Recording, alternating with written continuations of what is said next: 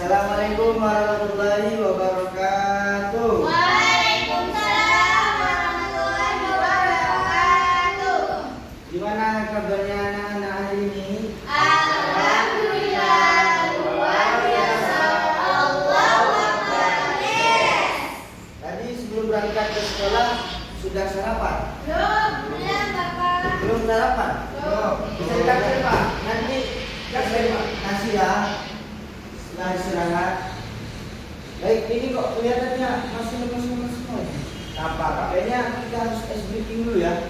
Sebentar ya. Ayo Bapak minta waktunya berdiri sebentar. Sebentar aja. Ayo bisa yuk. Ayo. Adik Janur.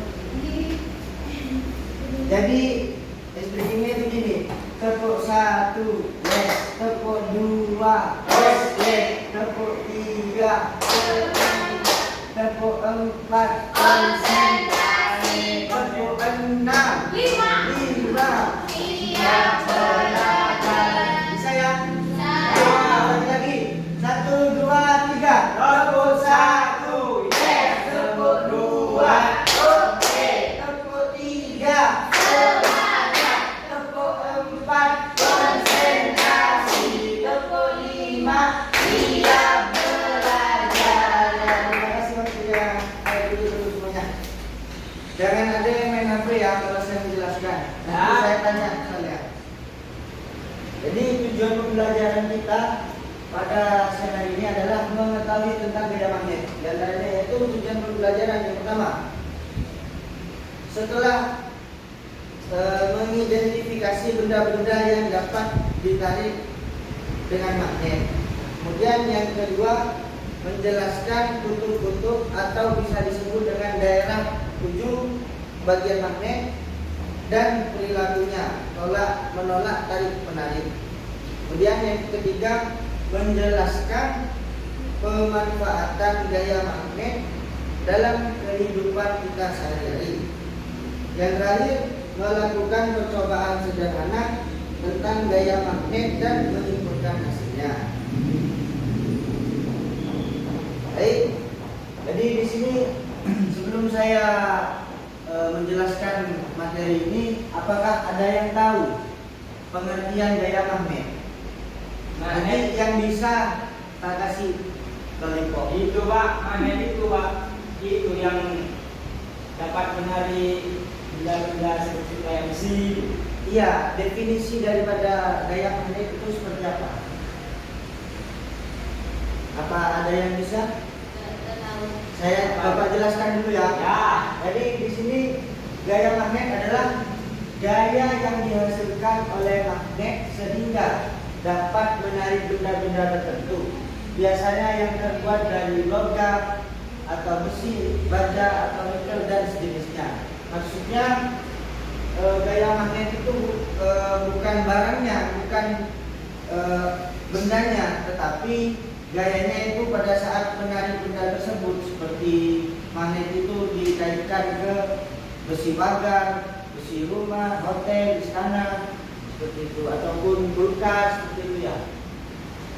Kemudian yang kedua, jenis-jenis magnet batang. Jadi jenis magnet batang, kemudian magnet ladang, magnet jarum, magnet lingkaran, magnet spin.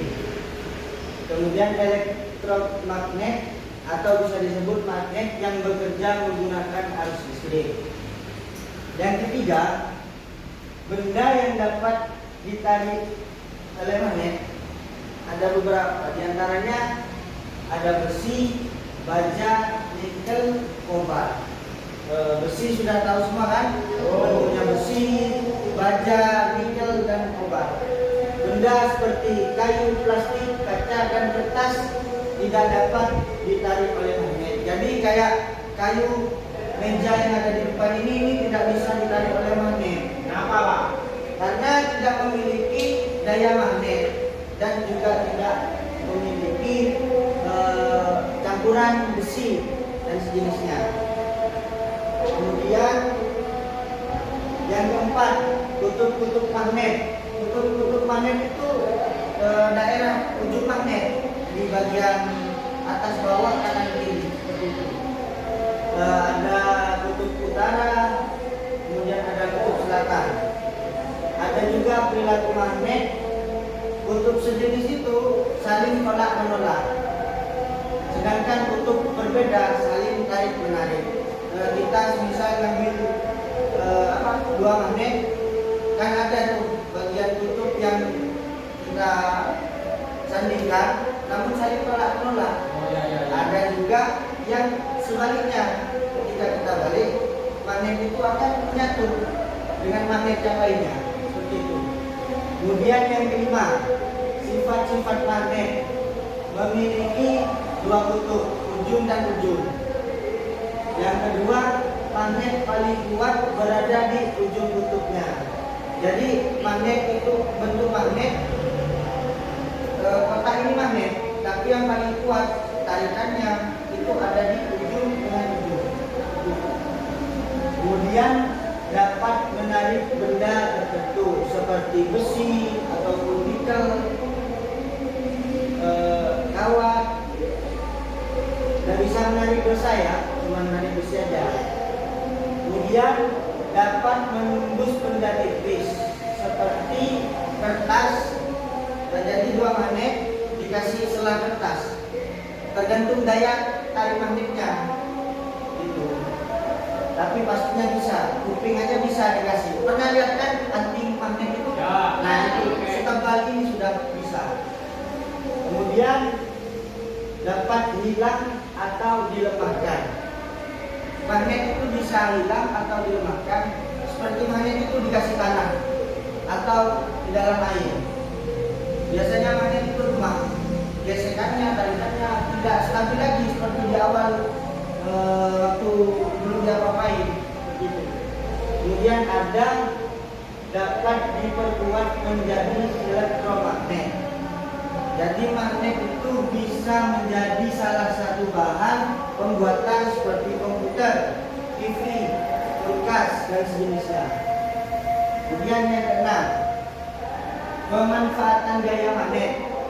Jadi magnet ini memiliki beberapa fungsi dan juga kelebihannya di kehidupan kita sehari-hari. Seperti apa?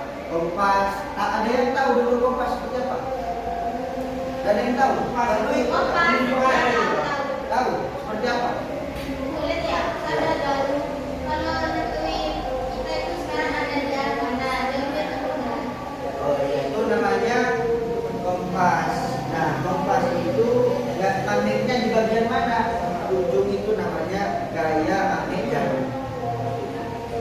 Kemudian yang kedua, kulkas magnet pintu. Jadi teman-teman adik-adik semua di sini punya kulkas enggak di rumahnya? Punya ya? Pastinya punya kan ya? Pernah enggak waktu buka kulkas dingin yang menutup? Ya, kalau dingin sudah pasti, karena memang nggak mungkin kan kulkas itu dibuat bakaran, nggak mungkin. Jadi setiap kita buka kulkas pasti tanpa kita tutup kayak gini, tutup sendiri, nyatu sendiri, karena di situ ada gaya magnetnya, ada magnetnya di ujung situ, cuma tidak kelihatan. Kemudian speaker, nah di speaker handphone ataupun salon sonorak itu ada juga speakernya untuk memperkuat agar getaran itu tidak terlalu bergetar, bagus ya, agar bagus, agar tidak nger gitu ya, biar nggak nyepit. Kemudian motor listrik ini juga menggunakan tenaga magnet, membantu, salah satunya menggunakan bahan magnet. Kemudian pabrik daur ulang logam, ya, untuk mengakses magnet yang akan didaur ulang. Kemudian mainan magnet, ini sering kita jumpai waktu kecil kan, waktu masih SD. Ada yang pernah beli nggak? Yang bulat-bulat itu, biasanya masih SD. Iya. Sampai banyak itu ya. Iya. Ya. Kemudian ada juga bel listrik. Bel listrik ini juga menggunakan gaya magnet dan juga magnet yang digunakan di sekolah-sekolah, pertanda waktu istirahat ataupun masuk kelas. Kemudian MRI, alat kesehatan.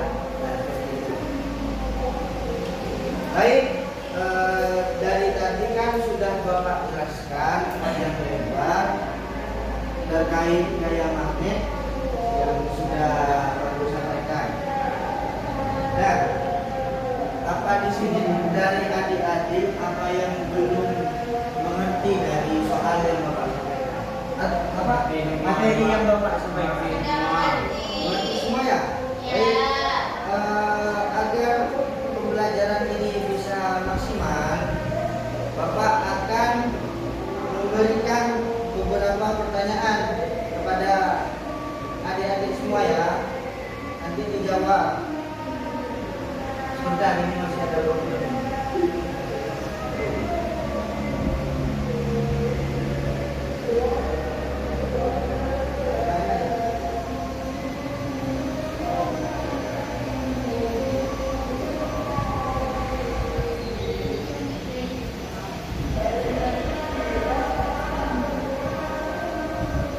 Baik, sini Bapak akan memberikan 4 soal kepada adik-adik semuanya.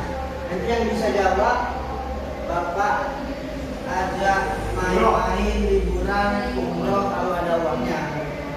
Kalian juga masih belum cukup umur, nggak mungkin Bapak gak punya uang. Hah? Kenapa dek? Ini pertanyaannya ya. Yang pertama, ayo didengarkan dulu, jangan main HP. Nggak bisa jawab. Biar jangan ini. Yang pertama, apa yang dimaksud dengan gaya magnet? Ayo, siapa yang bisa? Apa Gaya magnet. Gaya lari, Pak. Ya, apa yang dimaksud dengan gaya magnet? Sesuatu yang Apa Pak? Ada yang bisa menarik bahan seperti baku, logam, dan lain-lainnya. Nah, Tepuk tangan dong buat mahasiswa. Kemudian yang kedua, sebutkan 3 benda yang dapat ditarik oleh magnet. Besi, ikan, Ya, benar sekali. Tepuk tangan buat Pak Dwi. Kemudian yang ketiga, mengapa kutub yang sama saling tolak menolak? Karena apa? Yang sudah Bapak jelaskan tadi. Apa kan? Atau tidak? itu Pak, karena ulama intinya pulang Atau N juga. menolak. Seperti kita ditolak. Oh ya, seperti cinta. Aduh, ada yang Nggak boleh, Nggak boleh, nanti ditiru sama teman yang lainnya nanti. Ya, tapi yang gitu ya. Baik tadi ya. Ya. Kemudian yang keempat, berikan Pak Guru ya 2 contoh pemanfaatan magnet dalam lingkungan kalian sehari-hari. Apa manfaat magnet? Membantu apakah magnet selama ini dalam kehidupan kalian? Ayo, siapa yang bisa jawab yuk? Bisa membersihkan paku-paku yang ada di jalan raya. Oke, masih satu lagi. Apa lagi? Itu benar juga. Manfaat magnet Dalam kehidupan sehari-hari kalian di rumah bisa mempermudah ketika kita bisa memudahkan mencari jarum. Ketika kita Arah-arah. kan ditarik. Oh ya, dari jarum. Nah, dan yang terpenting adalah di antara contoh pemanfaatan magnet dalam kehidupan sehari-hari itu adalah kompas gitu ya, agar kita tahu di mana kita harus pulang dan di mana kita harus menemukan jalur ketika kita tersesat. Gitu. Baik, mungkin cukup hanya ini saja pembelajaran yang Bapak bisa sampaikan. Nanti apabila ada pertanyaan yang atau penjelasan yang kurang dimengerti oleh anak-anak, nanti bisa dicek pribadi Bapak ya. Yang mungkin cukup sekian, kurang lebihnya mohon maaf karena waktunya sudah berganti pelajaran lain atau jam lain, jadi Bapak